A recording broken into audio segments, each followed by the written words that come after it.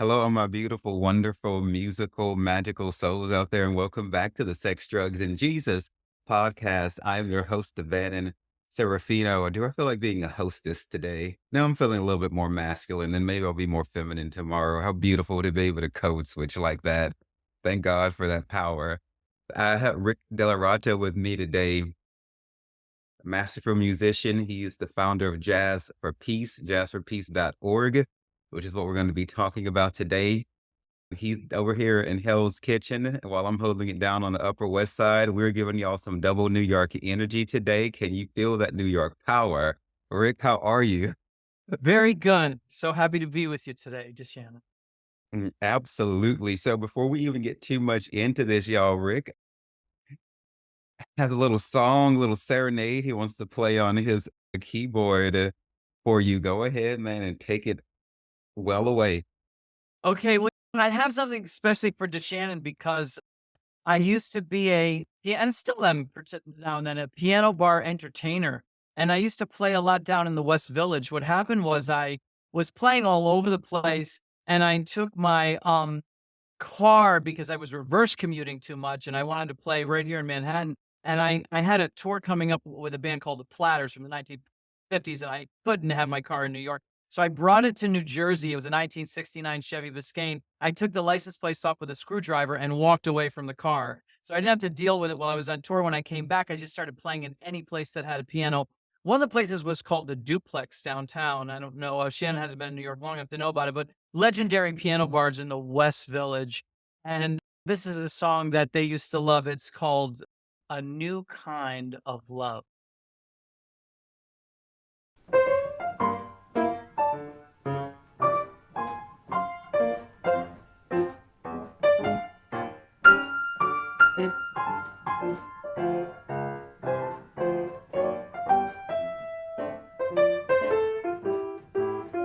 If the nightingales could sing like you, they'd sing much sweeter than they do, 'cause you brought a new kind of love to me. If the Sandman brought me dreams of you, I'd wanna sleep my whole life through, 'cause you brought a new kind of love to me. I know that I'm a slave and you're a queen, but still you can understand that underneath it all you're a maid and I am only a man. I could work and slave the whole day through if I could hurry home to you, 'cause you brought a new kind of love to me.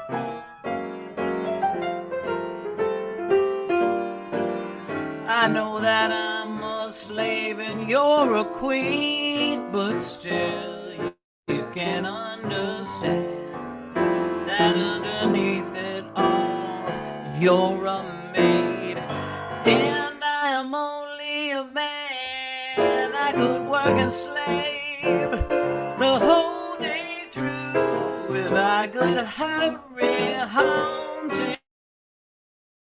Brought a new kind of love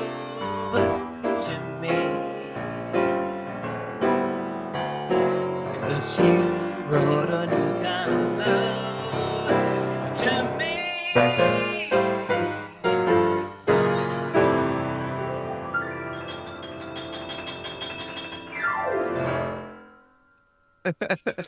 Now, if that ain't a jazz hands moment, I don't fucking know what is. All the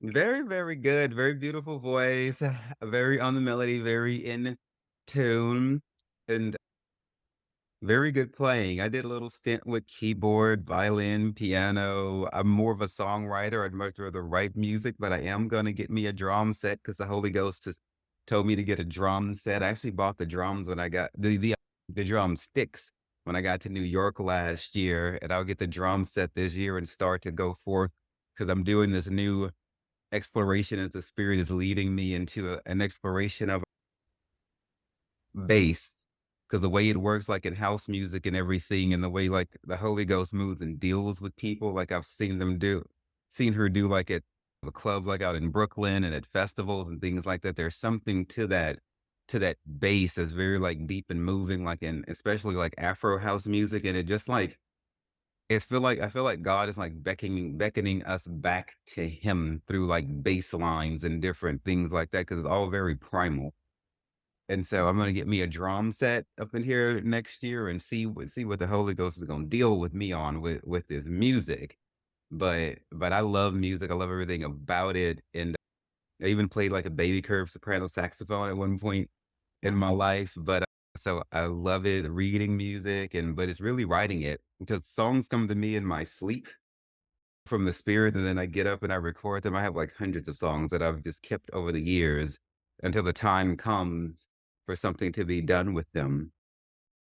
When you said Sandman, the Sandman in there in that song, like that was my favorite line lyric. I don't know if you or the viewers out there have watched the Sandman rendition from on Netflix and everything like that. That is one beautiful, pretty, gothic little motherfucker right there, and I love the way that dude look. He is so damn hot, and I love the spookiness of, like, the whole Sandman lore, and the Sandman is on, like, how it's portrayed on Netflix is he's, like, super magical. He's also, like, a hero, but kind of he looks all villainous, and he's always in all that darkness and everything, and it's so sexy and it's so profound. Oh, yes, yes. Cool. Yeah, those words, I mean, just it's a song from the 1920s, but it has that a lot of imagination comes out of those lyrics. Yeah, and on we're gonna talk about Rick's nonprofit and grants and how that works and how you collect coin and all of that and his history and what even brought him to even start the thing in the first place, the struggles of starting a nonprofit, because it's not like the devil is just going to roll over and let you start something that's gonna benefit somebody without some friction. So I definitely want to hear about the problems that you encounter, because sometimes I'll talk to people on the show who have started nonprofits as people are thinking about starting them. So we're gonna touch on that too. But I wanted to point out to people since Rick brought up the Sandman and then the Holy Ghost just let me run off into my left field with that. So the way the Sandman is portrayed, and the Lord is always talking to us through music, movies, theater, Broadway, it is never just a show. There is always some sort of something you can take away from there and affect or quantify it through collaboration with the Holy Ghost. Now, you need God's power to show you this and then to activate it. Otherwise, it just will be surface level entertainment to you. But if you could just ever let God open your eyes and to work with you on transmuting the things presented to us through entertainment, then you can walk out of any show, performance, or whatever with some sort of quantifiable, tangible, measurable, something that you can use and affect a change in your life. And so from the Sandman, what I like about him, he's one of those rare, evil looking heroes, in my opinion. And the thing is, darkness is not really necessarily evil. It's what I wanted to point out, though it's portrayed that way. Evil in and of itself is an activity. It's a force working against you that does not want you to succeed. But even in the Hebrew scriptures, it talks about how he creates darkness and light. Darkness is under his feet. He is not opposed to that. He made the nighttime sky. Darkness and the dark color in black is not evil in and of itself. Darkness is beautiful. when then the sun sets, we see all the pretty buildings and everything like that. It has a way of revealing some of the best views and possible lights. Darkness is not evil. Evil is like more like an action thing. And so I wanted to talk about that because that's been on my mind this week lately. Because this type of stuff I sit around thinking about, like, and, and when you said Sandman, it gave me an opportunity to segue into that. But what do you think about such things? It's first of all, I mean, it's interesting because sometimes we get things a little bit backwards. During the daylight is when capitalism and our capitalistic profit motive and all of these crazy things that are really bringing us down as a species, those are rearing their ugly heads during the daytime. And sometimes at night, it's quiet and it's calm, and that shuts down a little bit. And that can be a very peaceful time. That can be a time where you can get back in touch with yourself, even maybe because all the subliminal messages are not blocking your way from you reaching something that really makes sense to you or really is truthful. And then if you look at places like they do these videos of deserts and stuff. Boy, everything happens at night in the desert. The score, all everything comes out. They all do their living at night. Their day is the nighttime. So yeah, it's not cut and dry. You can't say black is evil, white is good. Sometimes it could even be the opposite. Another point I would make actually is there was an interview about a person that I happen to know a little bit who played with Miles Davis, and they were talking to him about Miles Davis, the great jazz trumpet player. And a lot of people thought, oh, he was the darkness and the Prince of Darkness and this, that, and the other. And that person who played with him said, actually, he felt Miles was really trying to protect a very innocent part of him that felt vulnerable. And so, because he felt so vulnerable with this innocent aspect about him inside, he was kind of cloaking it with all of this stuff to as because he was so afraid of damaging that little sacred thing inside him. So, in other words, sometimes it looks like Darth Vader when it's really that's just someone protecting something that's good that he does that he's afraid of of exposing in a way that might be harmful to it, putting it in jeopardy, protecting it. That's why you got to take time and really get to know people and dig into people's psyches and ask them detailed questions of how we present is not how we look in the spiritual realm at all. Like what you see is not what you get. Correct. Period. Period.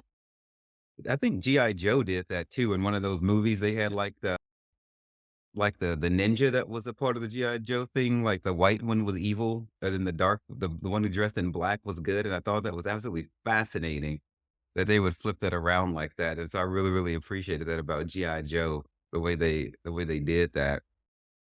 Yeah, and that's what you mean by that underpinning. When you're watching something, there's these other messages, these messages they're trying to reach you a little bit deeper into it. And so that's an example where they would do that, flip that. Speaking of deep messages, and it seems like people are able to access these messages as they grow spiritually and grow mentally and grow emotionally, which is the beautiful thing of going back and listening to a song or watching a movie you haven't in years and it looks completely different to you, or you're able to glean different lessons from it. What I have learned and Rick's YouTube channel, which is going to go in the show notes along with his website, jazzforpeace.org, and on YouTube, it's at Jazz MGMT, Jazz Management. I noticed that you had recently done an interview about like psychedelics and music. And so I started doing psychedelics last year, even though I am now leading psychedelic ceremonies individually for people. I grow very swiftly in anything that has to do with anything spiritual because that's where my main gifting is. And so it didn't take me long the way the Holy Ghost is with me. And so what I observed after doing LSD for the first time last year and then getting into it more this year is that every time I go back to listen to music now, I can hear different levels that these producers and sound engineers have put in there. That in music I've been listening to since the 80s. I have not heard these songs like this before. And it feels like I'm listening to this music for the very first time due to what God has put into LSD ain't nothing but the Holy Ghost in the bottle. I say it all the time. It feels like being overshadowed in the spirit whenever I do LSD. But when I come out of it, long after the high is worn off, these effects are still there, and I can still hear this music at a way subgranular level than I ever could before. What do you think about these different layers of music that are there that we don't even hear till like years later, depending on how we have grown?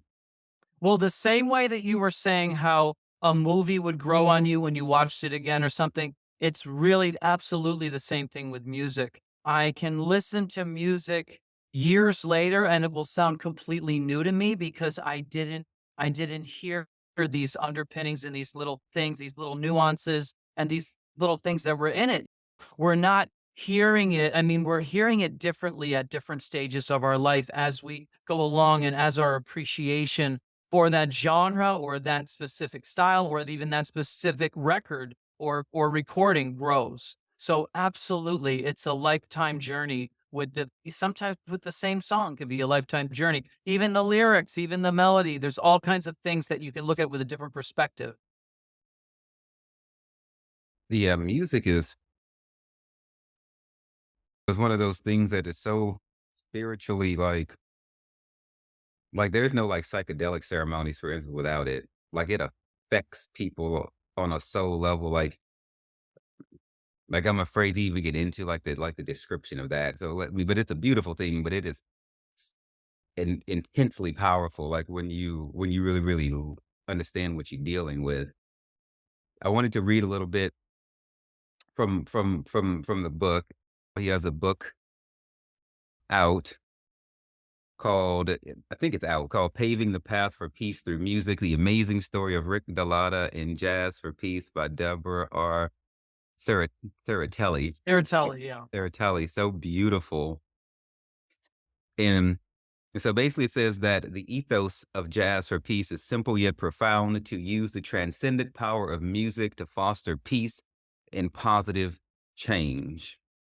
That book chronicles the evolution of this remarkable endeavor, showcasing the countless lives it has touched and the hope it has inspired. So, how old is Jazz for Peace?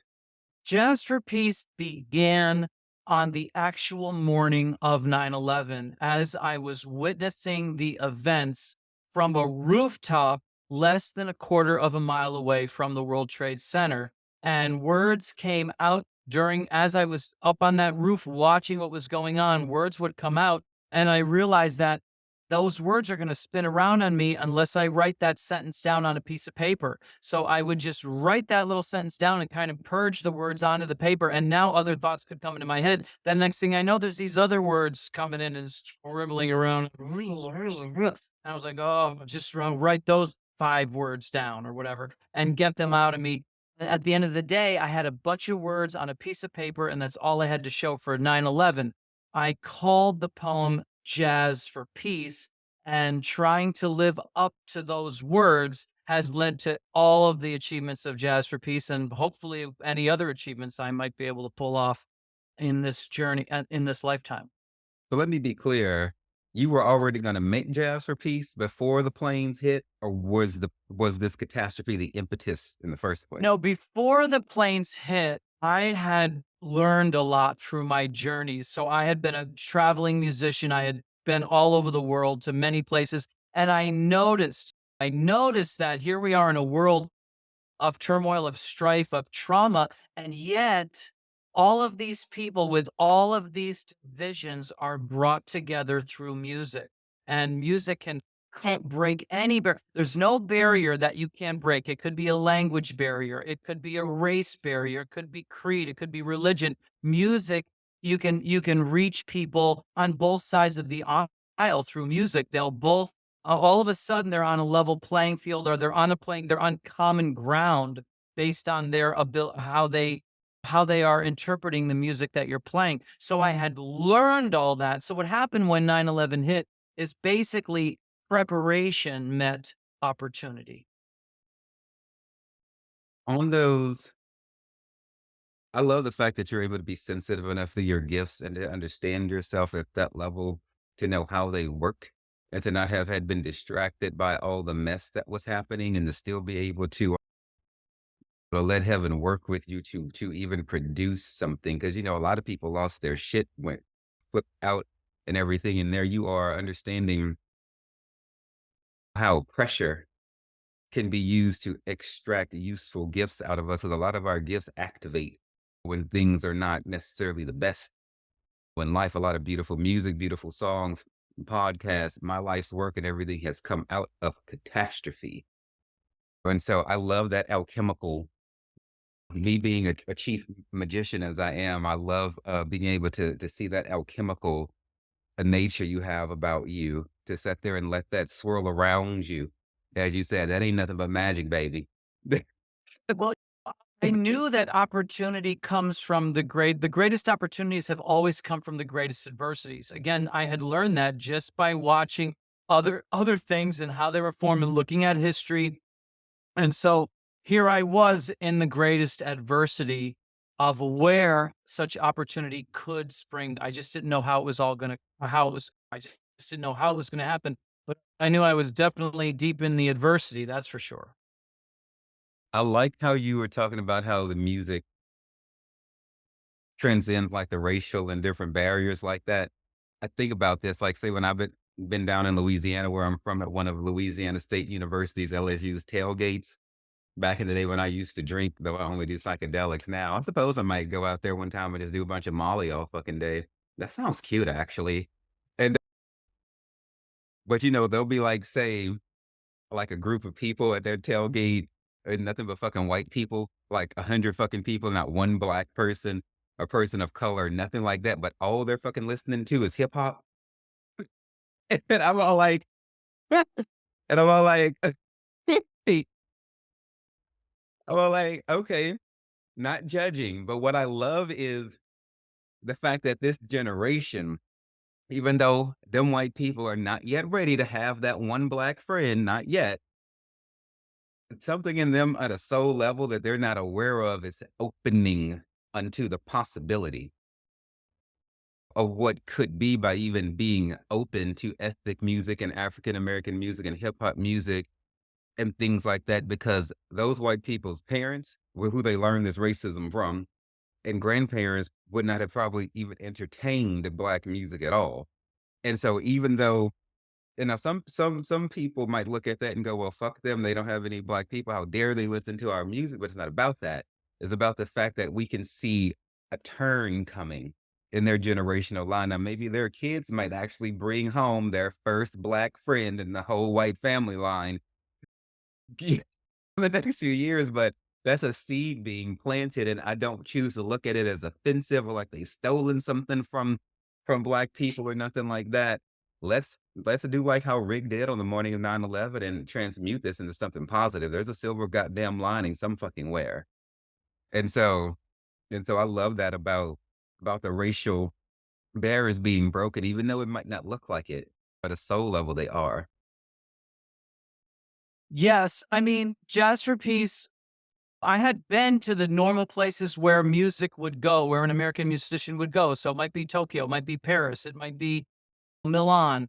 But with Jazz for Peace, I was finding myself in places like Rwanda, Ghana, Kenya, and, Kathmandu, you know what I mean? Lahore, Pakistan. So I was getting to see a world that, I didn't really know much about and that nobody did. And in truth, really is the world, because the civilized world only makes up 5% of the whole globe. And we don't realize it. We think we're 95%. And this other part of the world that was not just per se. And when I say civilized, I don't mean it. They're way deeper than. I mean, there are civilizations that are way deeper than us that lived thousands of years ago with no electricity, and yet they were spiritually way advanced from us. So, but I was seeing parts of the world that had never seen me, and I had never seen them, and yet I was playing music for them that they had never heard, and Child, hearing their music. child, you had me at Rwanda. Like, yes, yes. Yes, and I was just talking to you about, like, the Afro house and everything like that, boy, and I have not yet been to Africa. I gotta go to India in 2026. I'm going there to stay for 6 months to study Reiki, and I shall return to Manhattan as a Reiki Master Serafino, my dear, and Great. I have a thirst for knowledge that is so intense. Like, I travel to learn. If I don't have, like, some sort of study set up, I'm not going. Like, I have to go to learn, my God. And but then I'm praying about when the spirit will loose me to go to Africa, and I'm trying to get down there and marinate, okay? I don't care about being civilized. Like, civilization is overrated. Like, it's more, like, authentic out there in them fields, out there in them jungles. They're like, well, when I go study, like, in Mexico with the shamans and shit, I'm like, "Let's lose these damn city lights." As much as I like to go to the club and break the fuck down, usually I'm in my home and by myself somewhere hanging out with angels as I do. But that civilization is not civilized anymore. It's like the non-civilization has better decorum, and they treat you better in a fucking hut or a tent or a jungle somewhere than they do if you go into an office building. It's like how we say have been saying on this show, like, the definition of sanity, to truly be sane in this day and time, you must go insane in order to be opposite, because the temperament of the world is crazy. It's out of balance, and craziness is when you're out of balance and don't know you're out of balance, are not willing to act like you're dysfunctional over trying to function. So I'd much rather go ride elephants and camels and shit like we were hanging out in Dubai and just be in the fucking desert with dancing on top of scorpions than fucking with most people on most days. I was in Kenya once, and I was at a person's home, and it was morning time, and there were a few people over there, and there was a guy over there talking about how he went to the United States. And he was saying stuff, and what the stuff he was saying was so true.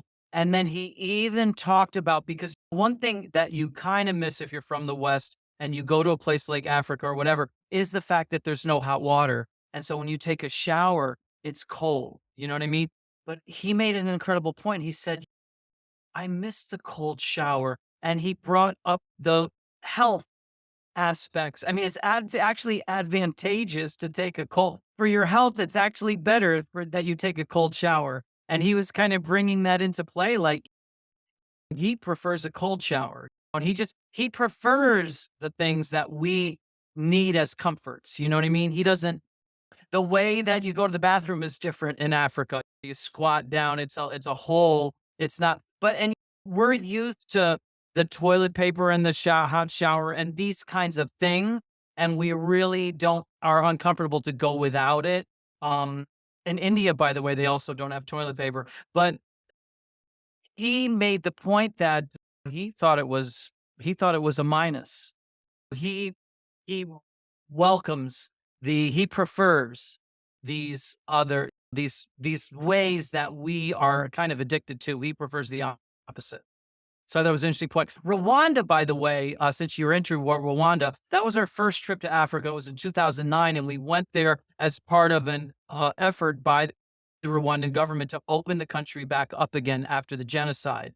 And I actually, as they took me out to see the mountain gorillas. I don't know if you remember that movie, um, Gorillas in the Mist. You ever heard of Okay. So they took me I mean, I had to hike like 7 miles out into the jungle with guides and everything, and they brought these gorillas down. They were called the Amahoro, which is the peace group. Amahoro is the word for peace. And they brought them down. They brought the silverback down, and they talked to him for a long time. There's a guy who talked for 45 minutes of negotiation before the silverback went up and brought the other gorillas down. And then they just ran around us and played, and little child gorillas were like doing somersaults in front of me, and just we were all having fun together. But you would love all this stuff. I mean, we could talk for years, but I just want to give you a little taste of it. Talk for years we shall, because this is the big we shall be friends for a long time. I wanted to point out to people, like how you're saying this friends of yours likes what is opposite in the United States. Right. So, Prefers it. yo, when you come across something that is counterintuitive to what you're accustomed to doing, This is the power of like alchemical magic and the way like the Holy Ghost can deal with you if you let her. If you come across something that you ain't done before, it's opposite. Cold water instead of hot water, chopsticks instead of a fork, squatting down instead of standing up to pee, or whatever kind of crazy ass shit that is the complete reverse. You can either lean into that or you gonna want to run away from it. The beautiful thing about leaning into it is you allow your mind to open to what makes you uncomfortable, but it's not necessarily about to kill you or hurt you. And you can kill that flight, fight, fawn, panic shit that the devil is trying to put upon you to keep you from evolution. Because any new path that you're on is going to feel weird and be kind of sticky because it's new and you haven't done it before. That's the whole point of a new path. You have to stumble and fumble and feel weird and strange because that is what newness and growth looks like. But if you can do it, what's happening is you're allowing to enter into your soul this impetus for change. And it's like little seeds being planted whenever you do something you've never done before, even if you have to do it afraid. And as we study in the East, we have like 7 spirit bodies. And those things, whenever I'm super fucking high on LSD, I can see all 7 of these spirit bodies on people, and they look like cake layers around people. And I see people's souls and everything. So everything we do does get deposited into those layers.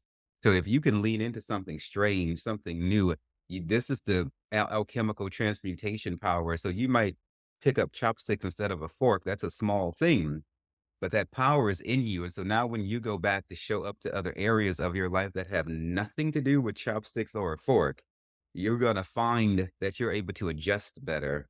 Doesn't freak you out as much. You have a fresher spirit about you with the way you deal with people. And people are going to notice that the way you show up for yourself, for your relationships.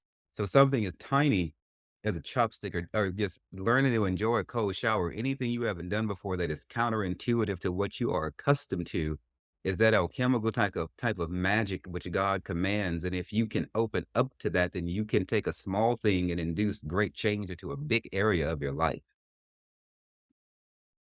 Yeah, that's a very good point. And the thing is, sometimes we don't realize that the convenience can come at a cost, because sometimes like the shock to your system from cold water actually is a health benefit that we don't know about, because we just have taken that out of our, we've traded that for the convenience of warm or hot showers. Fuck convenience. Like I don't really give a damn about it because it's a delusion and it causes people to slip into complacency. And then if once you have a complacent spirit and complacent mind, God can't do nothing with you. I can't do nothing with you. Your own soul can't do nothing with you because the thing will just sit there and get heavy. There's too much emphasis on convenience. A friend of mine was telling me this when I was hanging out with him months ago, how he just does not want to be uncomfortable. He has decided that discomfort just doesn't work for him. And I'm all like, this is interesting because I'm the complete opposite. I'm all like, just fling me into the fire and let me just stay there. That way I can don't get complacent. That way I can always be learning and growing because this is this that is balance. That way I don't exalt myself against God, against other people. I don't take people for granted. There always must be too much comfort is deceiving. Or then people get this idea that they have to have it, and then they lie to themselves. It's like, say, I don't eat on days where I do like LSD or any psychedelic. No food, no water, no nothing. So I don't give a shit if I'm not gonna drop acid till midnight. No food, no water. And then most other people are like, I need to have something on my stomach and all of that. And I'm all like, some people might have sensitive stomachs, but I think the majority of people have just convinced themselves that if they don't eat for a day, they're gonna fucking die or turn into a tuna or a turnip or some shit. But, I have fasted other, like, shaman level type leaders I know have fasted 3 to 4 days in a row with no food and no water. You will not fucking die. You might feel like you're dying, but that's just bullshit you don't need. Like, on a spiritual level, dying inside of you and you feel like that. And so just be careful about this idea, like you have to have hot water, you have to have food and water every day. I mean, strange medical conditions notwithstanding, but it is a standard that why people can convince themselves and thereby crutch and hinder themselves that they have to have these creature comforts and never ever go too long with feeling uncomfortable. Feeling uncomfortable for an extended period of time is the path to freedom. Absolutely. And when you brought up fasting, I mean, historically, fasting has been a part of human history for God for as long as we know. And part of the reason is because you actually get rid of toxins when you fast. So it's an incredibly important thing to do. And sometimes you'll do it naturally without even knowing it. You'll just forget to eat because you're feeling better as you go without eating. The longer you go, all of a sudden you notice the better you're feeling. And sometimes your body will literally make you sick so that you can't eat, so that you have to fast. Yeah, that I totally agree with that. I've had that happen to me getting ready to like surrounding like psychedelics that I was about to do, like which even though I'm telling you I do this anyway, but sometimes your body will add an extra purge on top of even your fasting. Like, but this is the spirit, this is the Holy Ghost in you changing things and stuff like that. So it's best we relax and let it happen. I'm actually getting ready to this is a confirmation for me because I was considering what on the Sex, Drugs, and Jesus website, I have like these everything's free about it anyway, but I have like these courses. The person can go on there and learn like on a very basic level how to approach God from a non-churchy, non-preachy type of way, like how to pray, how to read the Bible, just simple stuff because God is trying to get people to approach him away from churches and away from tradition and be like really authentic and shit. And so on the website, I'll be trying to teach people, "Oh, you can pray at home, you can give yourself communion at home, you don't need a priest for any fucking thing because that's what Jesus is for, the end." And so, I was wondering, like, I wonder which lesson, and I was thinking I'm gonna do fasting next. And so I'm glad I haven't even started to really I was just thinking about this like last night. Like I wonder which lesson should be next. And so I'm glad this came up. So therefore I know it's supposed to be fasting. So expect that lesson to come soon on the sexdrugsandjesus.com website. What was there any sort of tragedy or what happened though to make you want to start Jazz for Peace? 9/11 is how it swirled around like for the book, but where were you when you thought, you know what, we need to start a nonprofit, and here's why? Like what happened? Well, through my life, like I said, what probably prepared me to be able to do something so positive as a poem on 9/11 was I had you go through life and you notice some things. One thing you notice is that there are certain situations where you get let down in the most traumatic of situations. The situations that are supposed to be the most stable are the most unstable. Everything's backwards. The people that are you're supposed to be so loyal to you aren't loyal back. All of these kinds of things. And I would notice situations like what never lets you down. There are some things that never let you down. And one thing that never lets you down really is music. If you're a musician, it never lets you down. Never once. I mean, I'd have to let it down, but it wouldn't let me down. It's not possible. So how do you get in these situations? So you have to uh, look at perspective sometimes, and you can get a lot of broken hearts from everything else that's not supposed to let you down. All these things that are in place, they act like they're supposed to be this and they act like they're supposed to be that. And then when you test them, they let you down as in the biggest way possible. And it could be anyone, and it's so many things. And yet here was this certain errors, certain things, one of them being music that never lets you down. So what happened after 9/11 is I only had a poem. I didn't know what was going to come of the poem, but I thought everybody talks the talk. So few people walk the walk. Here I am with all of these conflated things coming together, a tragedy, a response. Why don't I try and live up to these words for a couple of days? And if I'm ever going to if I'm ever going to walk the walk, maybe now's the time to do it if I'm ever going to do it. So I start just trying to live up to the words of that poem, trying to walk the walk. And what am I going to do next? Well, sometimes if you're doing that, it will reveal itself. So what revealed itself to me next was 2 weeks later when the country opened up and I had the opportunity to recite the poem. So I recited the poem for over 8,500 people in Savannah, Georgia at the Savannah Jazz Festival, where I just happened to be the headline. And that was a big thing because just reverberated north. And by the time I got back to New York, the next concert I had, they were saying, wow, we heard about this poem. What's going on? Is there any chance you'll put that to music for our show? And I was like, wow, if you're going to put the bug in my head like that, I guess. I mean, if I don't have a reason not to do something and it's good advice, then why fight it? So I thought, okay, I'll put it to music now. Well, then I played it, opened that show with it, and then the press came out. DellaRatta starts concert out with Jazz for Peace. So now it gets launched that way. So one thing would come to another. So now I've got this thing out there, whether I like it or not. Even the poem came whether I liked it or not. I recited it because what else am I going to do with a poem? And where else am I going to get a platform to recite it than this jazz festival? And then now it's music. Now that it's out in the press. And so now what am I going to do? Well, I'll do a couple of Jazz for Peace concerts in New York City, called them Jazz for Peace. Find little things, the basement of a youth hostel, this, that, and the other. And I'm doing those. And then I start to realize I'm talking to different people and I'm starting to realize, well, there's got to be some nonprofits or outstanding causes or something in New York City. Such a big city. There's got to be 13 or 14 of them somewhere around here. Having no idea that there's over 80,000 registered nonprofits in the 5 boroughs of Manhattan, just alone, let alone millions around the world. So now came a situation where, okay, let me help a few of them out. And then one thing led to another. Again, it revealed itself. So now as I'm doing that, I'm realizing there's a separating of the wheat from the chaff that could be done by Jazz for Peace, because we are doing something that's empowering to an outstanding cause. We're not just throwing money up them like we talked about, say, like, where's the money coming from? That's the first thing anybody would think. But what we're providing is not just money. We're providing publicity and awareness from a world-class cultural event can give you publicity and awareness.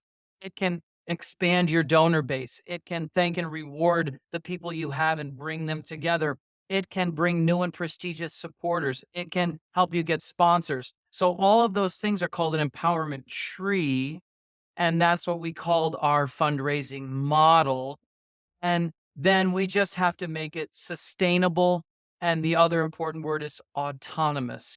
Keep your autonomy so that you can decide who you want to help rather than somebody who's making a donation to you and then telling you you have to help who I want you to help, not who you want to help. So we had these things in place just by not losing them. See, a lot of times it's not what you gain, it's what you don't lose. You see what I mean? So because we're in a society where, first of all, it's invaded by an invasive species, and that's the corporate document. The document that is called a corporation, that was made for the private sector. That was created to protect us from, like, a park, like Central Park. Someone saying, "Gee, it's nice that this place is being oxygenated, but we could make more money by just destroying the park and putting up." But no, the corporate document protects us from that. Protect a church, a historical landmark. But when these lawyers brought it into the public sector, now they were protecting themselves from liability. So, in other words, we lost something. It's not that we didn't gain something, we had something and then we lost it. Jazz for Peace started out as a poem, so we already had things like autonomy. We already had things like the freedom to help whoever we wanted.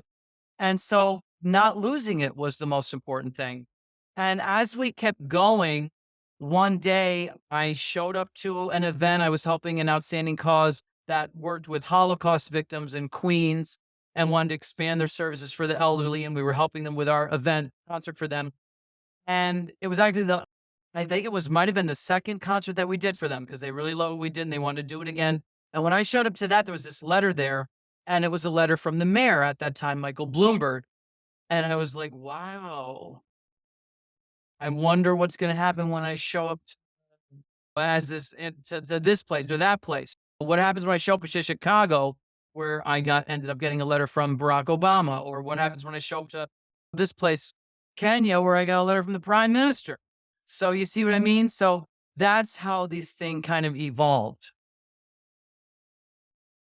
So this is strictly for nonprofits, so not for individual citizens. Well, no, actually, you don't have to be a nonprofit because, to be honest with you, just because you're a nonprofit, you can be a disaster. I mean, there's a nonprofit that they have all their paperwork filed, but their mission statement is eat a whole bunch of junk food, but exercise as well, because they're like, they're promoting junk food basically. If you look into what they're doing, they're using it as a profiteering model, and all their sponsors are big corporations that sell junk food. So what kind of a nonprofit is that? So in other words, what we're trying to do is, again, see, our model separates the wheat from the chaff because it brings out nonprofits that are really dedicated to their mission statement, because what they're chasing after is internal wealth. If the person is, if he has a passion, let's say for cleaning a lake or something, or whatever that passion is, helping orangutans. These are, we've helped orangutans, believe it or not. It was somebody's passion. And actually, I mean, they all have wild stories. When we helped orangutans, an actor named Ed Begley Jr. showed up to the event because he has a passion for helping orangutans in Indonesia. And it's an incredible story because they're being deforested and they're being thrown out of their trees and stuff. So that's somebody's passion. But when they progress at that passion, they gain internal wealth. And when we promote them, we're promoting people that care more about the result than they do about profiting themselves financially. And that's how we're separating the wheat from the chaff, because we're shining a spotlight on that organization. If you're a nonprofit that's just putting on a dog and pony show every Thanksgiving and slinging a few turkeys around, taking pictures and deducting $800,000 off of your for-profit corporation, you know what I mean? You don't want Jasper. You're going to run for the hills when Jasper Peace shows up, because we're shining a spotlight on you, and you don't want you don't even want a flashlight on you. Right. You see what I mean? Yeah, I'm picking up what you're putting down. You're looking for the big dogs, like the real people are there for the soul of the matter. They're trying to find Jesus and do his Exactly. purpose and everything. And unfortunately, people do hide, use nonprofits as a cloak to just funnel money through. And that's what Most of them. the you have to go to. You have to research nonprofits and don't just let them stir your emotions and be like, "Oh, there's that snaggletooth kid on the commercial. Let me just send them money or whatever," because they will play on your emotions and send you letters in the mail of all these fucked up looking people and all these All that kids. stuff. It And just then gives when you me look them up, you see 4 cents of every dollar actually goes to that cause, and the rest of it is some sort of, the CEO makes $500,000 a year, these huge salaries and all of that stuff. So here's the bottom line. If you really care about what you're doing, it's a level playing field. You, D. Shannon, could be one of the greatest nonprofits in the world just by, even though you're one of the smallest and the newest, just by being truly passionate about solving the issue of your mission statement. That's what makes you great. what were there any sort of major hurdles in starting this nonprofit? Oh, man. I mean, everything is a major hurdle. Everything's a major hurdle because you realize a lot of things. First of all, you would think that we're out there. We've helped over 850 of the world's most outstanding causes, but you've never heard the names Jazz for Peace spoken by the people you listen to for news all day long. They never say those three words. So you're uncovering truths. Wow, this media, they're controlled by people who sell products, and they have to say what those companies want. They can't say what they want. They don't even have the autonomy to say what's on their mind. That's a goddamn shame. Do you have like a particular client success story that was particularly moving to you? An agency that stands out that was approved and that you have? Well, there's a million of them, but one that I've told a few times on a podcast because it just jumped out at me. I There's a lot of them, though. I mean, you could point to any one. We have a page, by the way, where you can see all of. It's called jazzforpeace.wordpress.com. Okay, is the site, and then you add a /about. and you get to a page that just has testimonials from the actual nonprofit. It's not, I don't say a word on it. There's no words from Jazz or Beats. It's all words from others. And you just can scroll down and just choose anyone and ping. And there's this amazing story about that event that I could tell. But I just remember one, we had been contacted by a woman in Los Angeles who had, her son had been bullied, and it was a very traumatic situation to the point of suicide. And she had no, in her school, there was nothing to address bullying. She looked around, she could, so she started an organization to address bullying in schools. She started it, and she had like the bare minimum. You have to have for you have to have like two other people to have a board technically. She was just qualifying at the bare minimum to have a nonprofit that addressed this. And she wanted Jazz for Peace. And we did everything that we could. We did all, we go through a process. So first we help them with gathering whatever supporters they have. Anyone who's told you, hey, I love what you're doing. I really hope for your success. Great. We need you. We get them involved to be like VIP guests of honor at the event. Then we try to get some of them to invite some of their friends to be VIP guests of honor. We call that the roots of the tree. So it's all baked on a empowerment tree. So now we get these roots, and now we try to get them to branch number 2, local business sponsors. We'll go to local business sponsors. Hey, they're addressing bullying in schools. Why don't you give them a chance? Help them out here. Be a sponsor. Then we're able to get confirmed event publicity awareness. So we had done everything we could. New and prestigious supporters. We'd done everything we could. And I went out there. I brought a giant baritone saxophone to give to one of the kids as a instrument donation program. And we did everything. And I got back and I was like, man, this Jazz for Peace, I don't know if it's really, I did everything I could. I don't know. I mean, I did all this to maybe get a bunt single. I thought maybe I hit a single, you know? I didn't think I had done, I was just thinking, I don't know if I've really got enough stuff, or I don't know if we raised enough funds. I don't know if we got enough for this. We tried everything. And I get then an email comes into the inbox. And I go, oh, here it is, the moment of truth. And I know what this is. This is going to be, it's going to be nice try. Nice try. I'm going to read a nice try email. Like, thanks, at least you tried. Thanks for trying. Thanks for trying. We're probably gonna fizzle out here, but thanks for trying. The email had nothing to do with funds raised. It had nothing to do with it had nothing to do with new and prestigious supporters. It had nothing to do with sponsors. It had nothing to do with fundraising techniques. It had any of the branches of the problem tree. Nothing to do with any of that. And everything to do with her son, who had been bullied. And the whole email was about the transformation of her son from suicidal to absolutely blown away that somebody would come from a famous person in his mind. I'm some big cheese.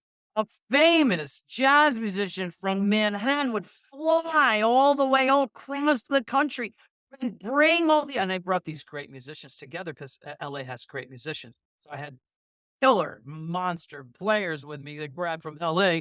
We had this great band. They played it for me that we would, in other words, he couldn't believe somebody would do something as horrible to him down here with the bullying, unfathomable. But now he can't believe that somebody would do something that he would beyond his wildest dreams to get him out of it, to help him.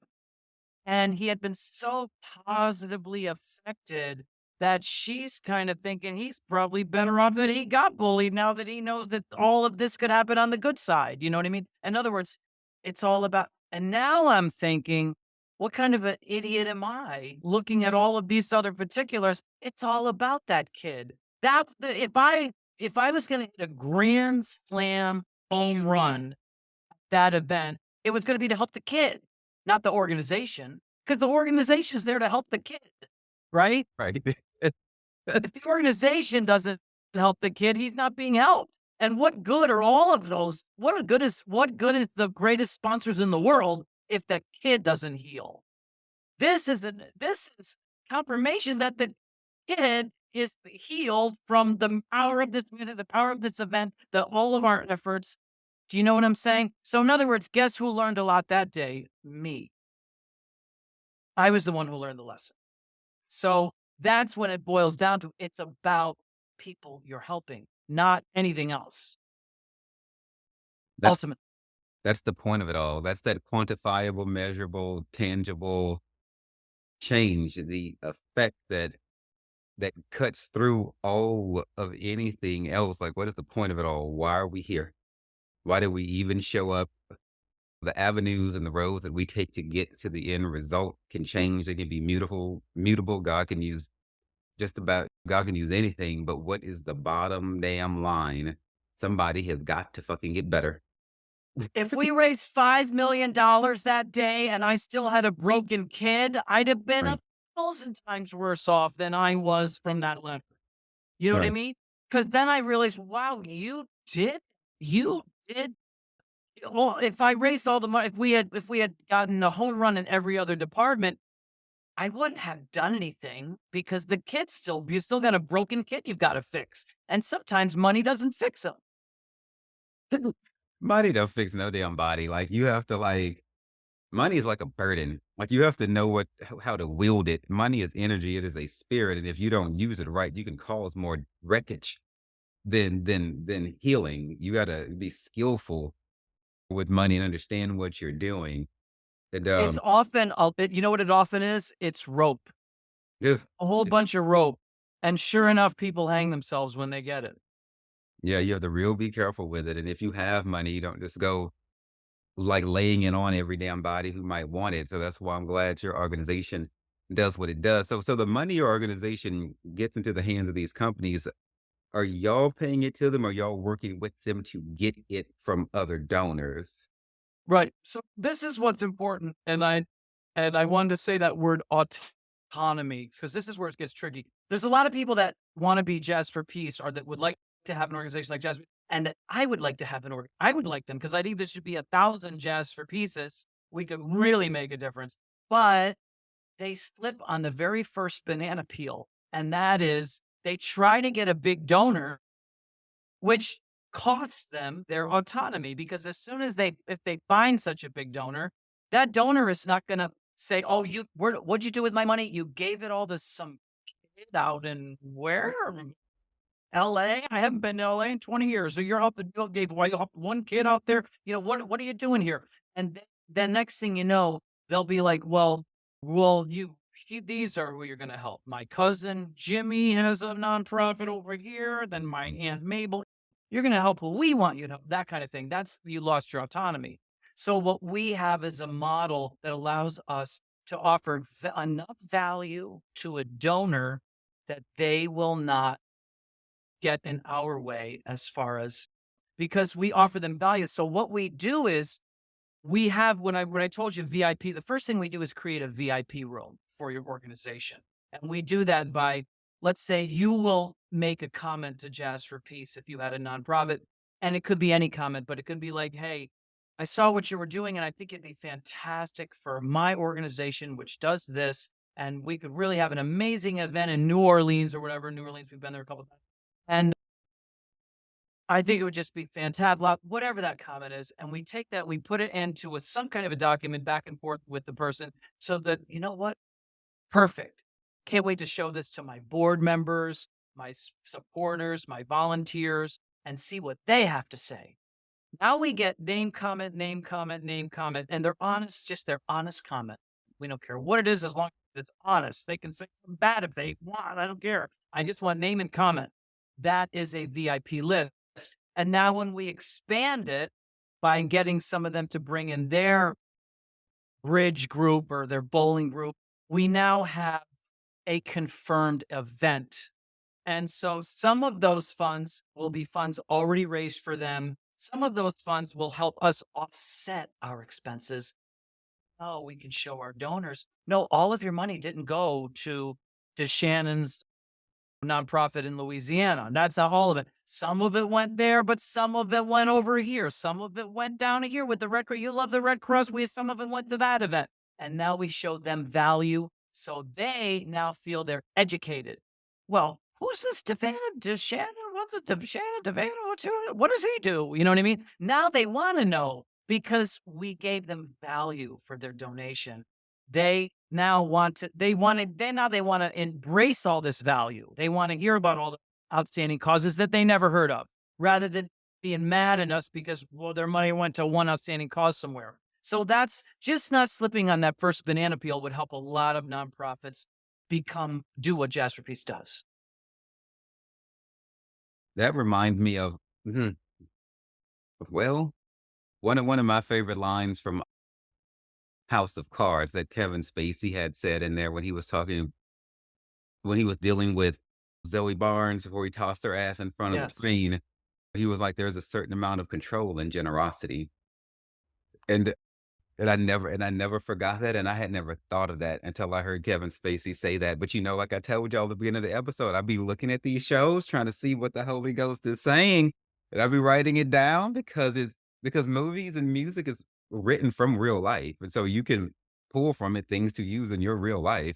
But he sure said that there's a certain amount of control and generosity, and so that's when you have people with their hands out or thinking that they're using somebody by taking money from them or like, people I'm like, "Well, the investor has the upper hand always."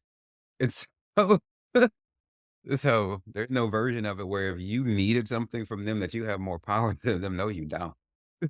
No, you don't, and it's a problem with our government, it's a problem all the way around, so that's why if I could help anyone have a donor, have an investor, but also retain autonomy so that they don't lose their own mission. See, a lot of nonprofits, they start out with this goal, but next thing they know, they're hooked on that donation, and they need that every year, so next thing they know, they're like, "Well, what do you want us to be?" And now you become the vision of your donor rather than the vision of what you had in mind, which was much more pure and much more valuable.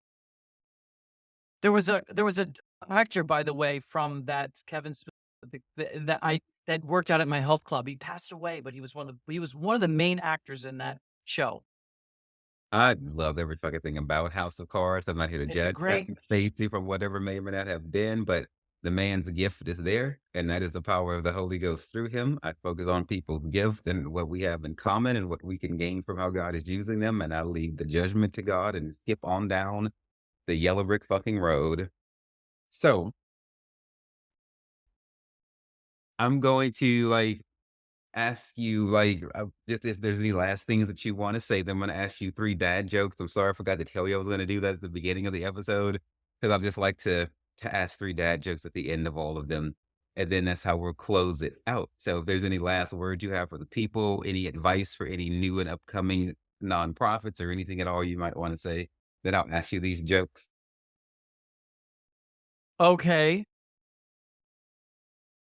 Reg E. Cathy was the actor from House of Cards, and what did he let's see, I'll put role in House of Cards and see if I can get that for you. Freddie. Do you remember Freddie? Freddie in House of Cards. He was in a lot of episodes. Yeah, he was the guy who took him to go get his ribs. Yes, the ribs guy. Ribs I I thought he knew was at him. the ribs joint. I think it was the work at the ribs joint. He worked at the ribs. Yeah. I knew him. Yeah, I knew him. Just so you know. Okay, so go ahead. Okay, why do sweaters tend to hang out together?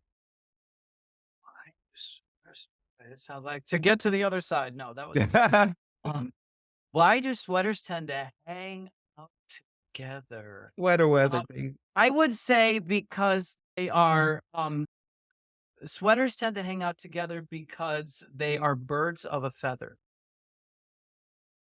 In other words, they are alike, so they together. Sweaters. Then you're in the neighborhood. The actual answer is because they're close knit. Close knit. Okay. So I was trying to say, but I didn't have the right. Yeah. Like, Close knit is funny. That would be that's the proper answer. Yeah. yeah, you have to approach it like you're high on weed or some shit. Like that's the way it works. So these are not supposed to be seriously answered. They're close So, knit. okay, so what did the buffalo say to her son on the first day of school as she saw him off? What did the buffalo say to her son? See, on the first day of school. Wow. Um, boy, I'm now. What happens if I get stuck? I just end up saying I don't know. Yeah. All right. I mean, I don't know. I don't know. It's kind can be like kind of a standard answer to a dad joke. Somebody could be like, "What did the this do to this?" And you could be like, "Gee, I don't know," and just kind of like fucking play along with it. You even have to try to answer it because the whole thing Okay. is just funny. It's just stupidly funny.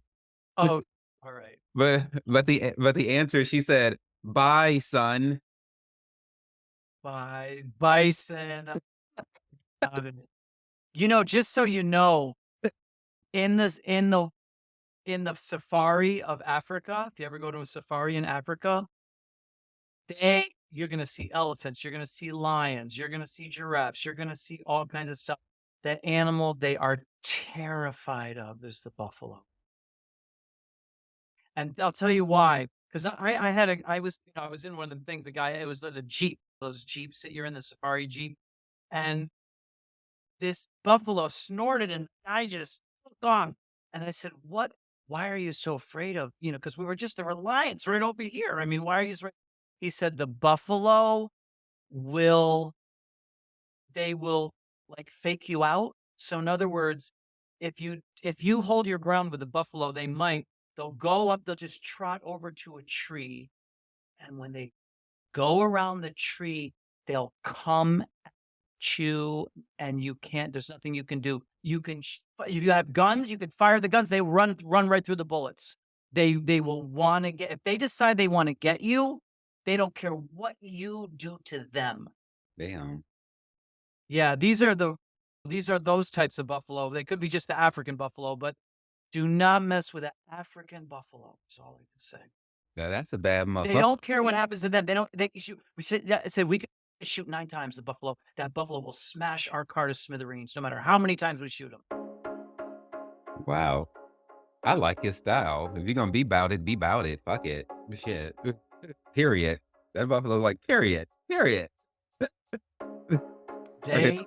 They don't mess around, man. They're serious business. Okay, so then the last one is, what is the easiest building to lift? What is the easiest type of house to lift? Lighthouse. There you go.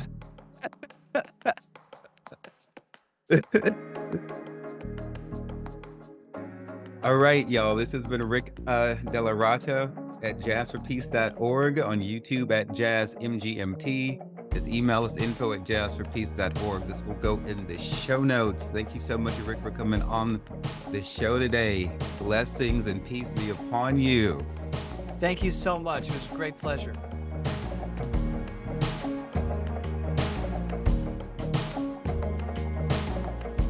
Thank you all so much for joining us today and for taking some time to invest into yourself and into the lives of your loved ones. Please visit us at sexdrugsandjesus.com and check out our resource page, our spiritual service offerings, my blog, my books, and other writings that God has partnered with me to create. Find us on any social media platform. Stay strong, my people, and just remember that everything is going to be all right.